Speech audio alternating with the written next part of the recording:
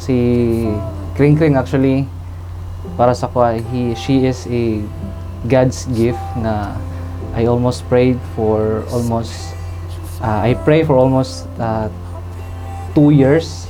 Nag-ilami sa fellowship during that time, and then sa iyaha ako magong pagkaila sa iyaha, he is unreachable, like only limited person can actually reach sa iha nga standard, because during that time I was a student.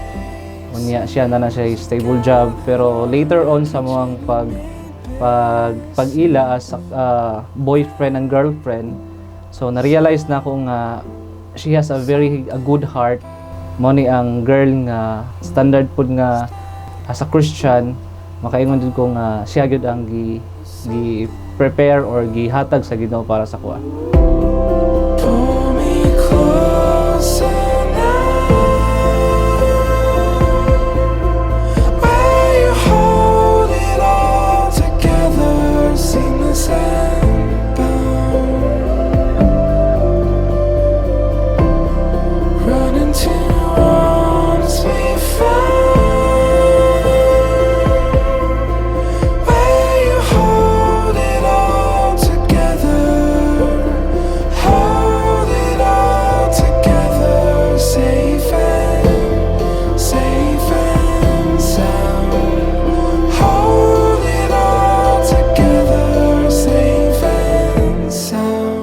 Happy at the same time. I'm so blessed to reach this day no nga murag sa tanan namong preparations mao na gyud ni ang realization.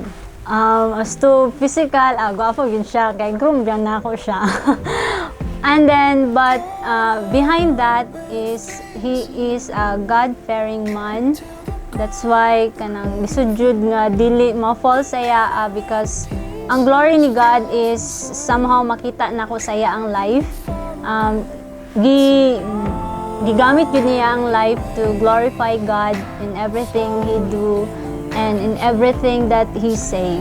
When my rest in the places, you gathered all the wreckage and you made this.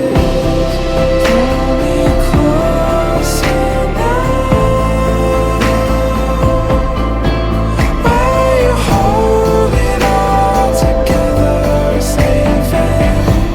Love, congratulations na nata karon sa tuang end point sa tuang being a single, and then later on dili na gyud ka you are now considering my ex after ani nga event, because mo step forward na ta sa next level sa tuang life.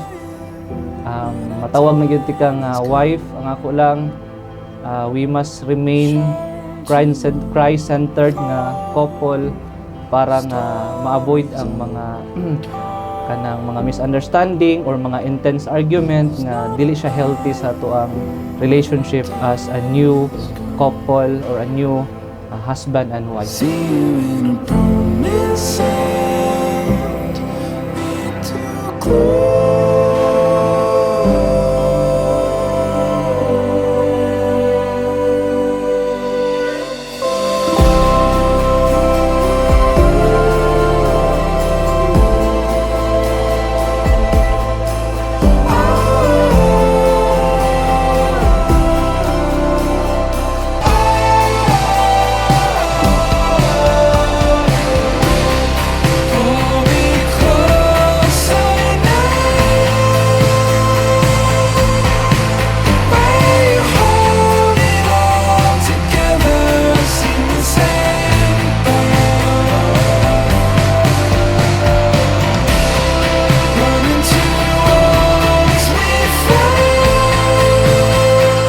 This is the day that the Lord has made.